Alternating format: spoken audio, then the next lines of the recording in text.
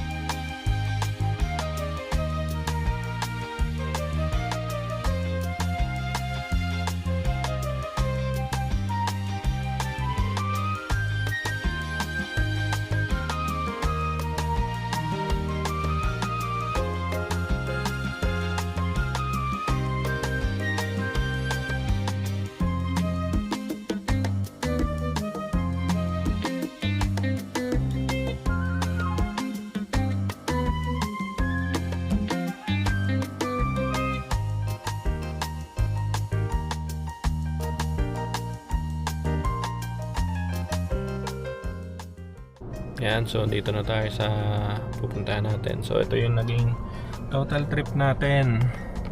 Okay, so naka 28.8 kilometers tayo. 1 hour 22 minutes yung ating naging biyahe.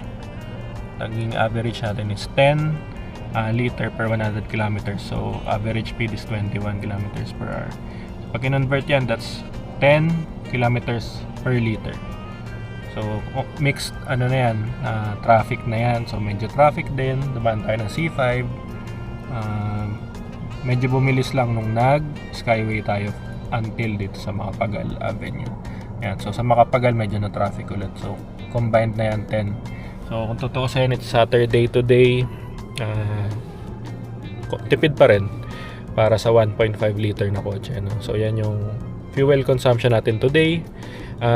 Usually pag Sunday, it can go down to 6 to 7 kilometers per liter, especially kung nag-expressway. Yun, so ganun siya katipid, no?